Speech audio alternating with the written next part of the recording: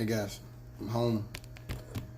So, this case in Mississippi, they're talking about, I guess, trooper had pulled this black man over for speeding, and he asked him, he's like, "What are you pulling me over for?" Trooper told him, pushed about the car, and trooper, talking about you're under arrest for speeding. Now you're stopped for speeding. Now you're under arrest for resisting. That makes no fucking sense in the world. Resisting is a charge added on to that's an enhancement. It's like an instrument of crime. That's an enhancement. It's not a crime by itself. But that sounds stupid.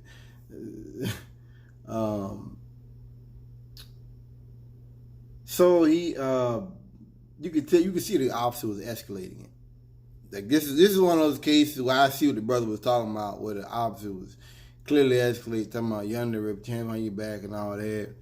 The dude pulled away. Trooper immediately went to his pistol. He didn't even try to wrestle. He immediately went to his pistol. And you know, that feeds into what I talk about. These are cowards. These are race soldiers. And the brother said, he's like, I looked at you and you come with this angry vibe. I think he's on point. And you know, the other trooper got there, they started to rough him up. It's amazing. All that manhandling, they couldn't get him down. I was like, he's not a big dude. I was like, God damn. So Roland Martin asked him, why did you resist? And the dude said, because I wasn't wrong. Yes, I understand that. But that's not what Roland Martin was asking, and that's not where he was going with that.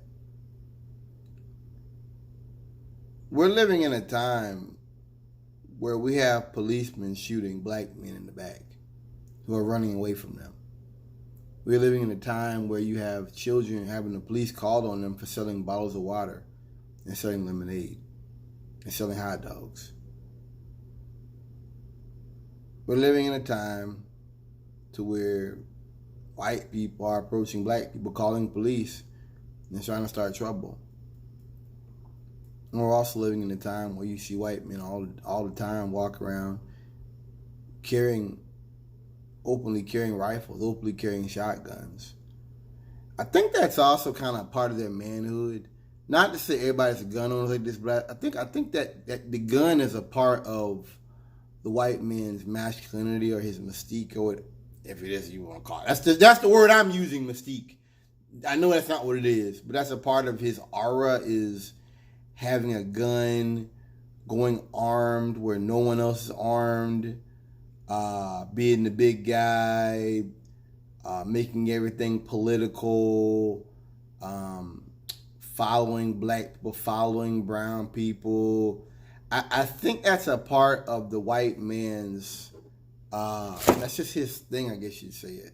You know what I mean? It's just, I guess, some people that like things to be clean. Some people like things to be a certain kind of way. The white man, his way, like I said, is I've got to, nothing wrong with being armed, nothing wrong with being, I'll carry a multi-tool on me at work. You know, nothing wrong with being prepared, nothing wrong with that. But for the Caucasian, it's not really about being prepared as much as it is about, I've got to be on the ball, I've got to be on top, I've got to be the man in control. And that's why, like Leon Muhammad said, that Caucasian does not live within the brotherhood of man.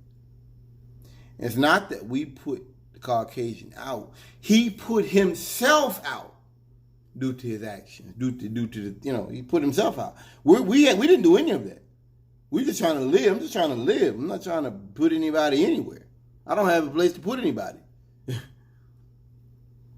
You know. So Roland was basically saying to this black man, why would you put your children, your wife in danger? We had a case not too long ago where these kids were playing on the porch, playing with fireworks. Police officer said on the radio that they're probably playing with fireworks. Walks up, he says, y'all put your hands up. Not even 2 seconds went by, he opened fire on those kids. Not even 2 seconds. They timed it. 0.2 seconds.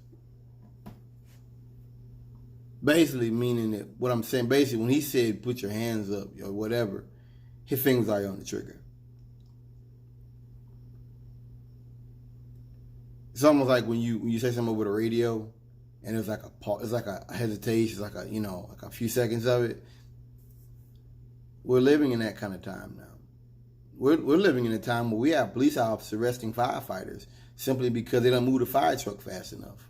We had a fire chief get arrested simply because he was blocking traffic at a crash scene. We had a trooper in Oklahoma choke out a paramedic. This is what law enforcement do. This is what I'm trying to make the point when they try to say Blue Lives Matter. We hate Blue Lives. We hate the police. That's not it. It's that you have cops that think they're God. We had a case in Texas. I think it was in Dallas. Guy was having a psychotic break. And he started screaming at the cops, "You're going to kill me, you're going to kill me." They put him on the ground, choked him, suffocated him. He died. And they were actually on the video joking and laughing about how they were going to wake him up. It's time to go to school. And I mean, they were laughing at this man. And he was dying. None of them checked his pulse. And then the paramedics come up there and like on the video, I guess they realized at the end the guy, because they were like, "Oh shit, he just died down there." They used to bother me that you have law enforcement that is so capricious, that is so callous, that just so arbitrarily deals with the taking of human life. They used to bother me. Now I realize that that's the time we live in. These are race soldiers. I think that was a white guy too. I mean, I know it wasn't a black guy that I was looking at. I think that was a white guy or a Hispanic guy or something. And that's just to make the point that I don't think it's even racial as much as you're dealing with dehumanized people in law enforcement. They're dehumanized in many ways. Because that bothers me. And in fact, they got actually reprimanded for unprofessional conduct. I'm like, this is the epitome of unprofessional conduct. I've got to wonder, these guys are sick, man. You have to be very sick, because that's somebody's father that you just killed. And this isn't a case where this guy's committing a crime, he's fleeing. Notice a lot of times law enforcement like, well, he was fighting, he was resisting. Well, we can't defend ourselves. And if you watch a lot of these cases, people aren't fighting the police. They're just not moving fast enough for the cops. Or the cop wants to go to an arrest where there was really no need, where backup's coming. These are cowboy cops, man. And that's going back to my original point with Roland, is you're dealing with cowboy cops. You're dealing with people who they've got their finger on the trigger mentally all the time you're dealing with them as a black man. Their fingers already on the trigger, the gun's in their hand mentally. There's no delay between resistance and deadly force. And that's why, they talk about tasers and all that. I don't think that really matters when you're dealing with race soldiers. I mean, I think when you're dealing with a race soldier, you're dealing with somebody. Tasers can't fix it. Pepper spray can't fix it. I know they got to carry it, but that stuff don't fix it. Because it's like this. There's a book I read about this guy talking about, he was an NYPD captain. He was dealing with these cops that would get in a lot of fights, beating black people. And they'll fight a white man, but when you're a person of color and you go outside the lines with those cops, you're in some trouble. You're really in some trouble there. And that's how I feel about that case. Why would you resist these cops? I mean, I get it that you felt like you were unfairly stopped, that maybe it was biased policing, that you felt like that officer was engaging in harassment or just deprivation of your rights. I get that. But when you start pulling away from the officer and he's got his gun out and you still aren't cooperating, your girl's videotaping, you are now putting her life in danger. And that's what Roland's trying to say. That's the point. All the other stuff aside, we're not in the Wizard of Oz no more. White folk might want to pretend and play games and all that, but it's like a guy on that said, Mississippi's still burning. Mississippi never stopped burning. You still have a lot of that same old, thinking, man. Same old crap. Never changed.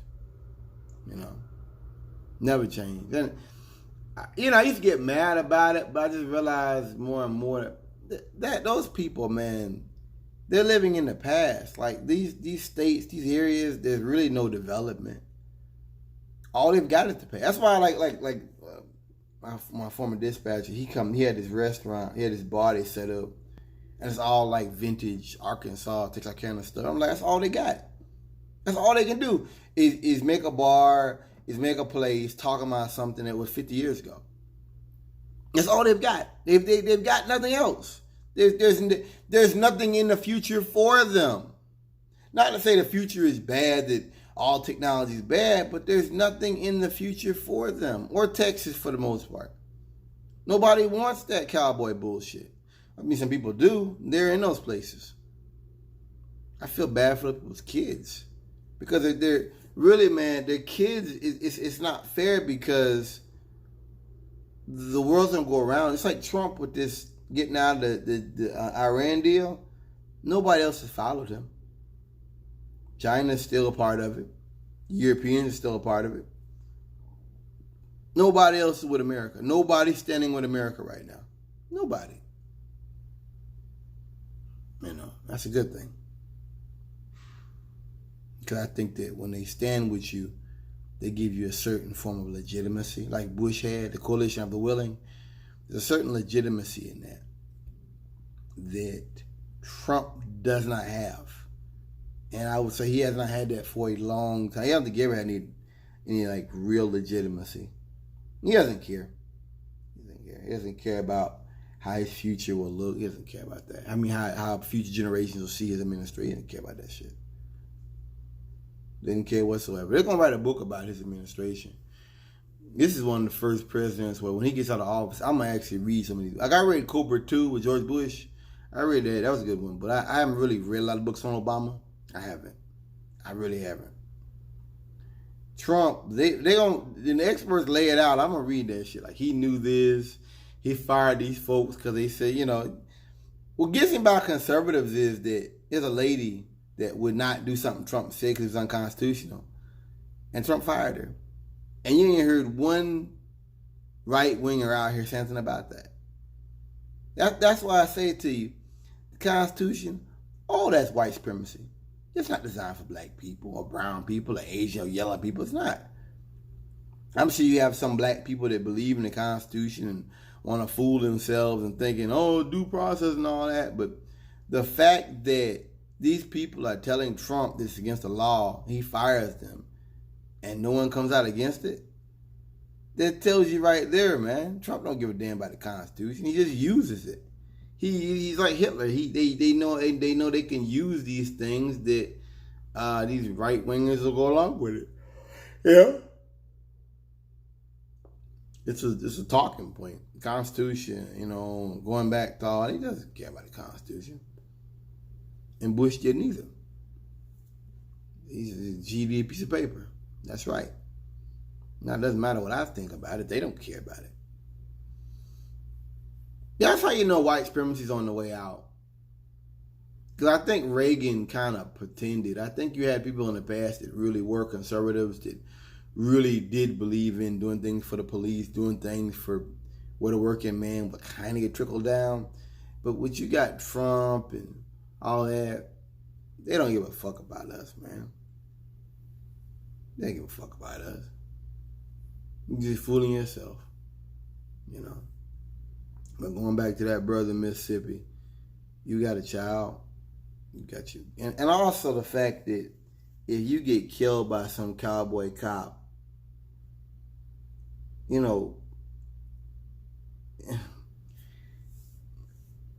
one thing people don't understand, people talk about how Bolton Jean, why I talked about him for so long, I still do. The guy that got killed by that Dallas police woman in last year. And people are like, what's the big deal? So what if he was, so if he went to college? So what? Black people, we don't have a lot of PhD people. We don't have a lot of people like that. People that, are stockbrokers. We don't have that. I'm talking about per capita. We just don't. We don't have that.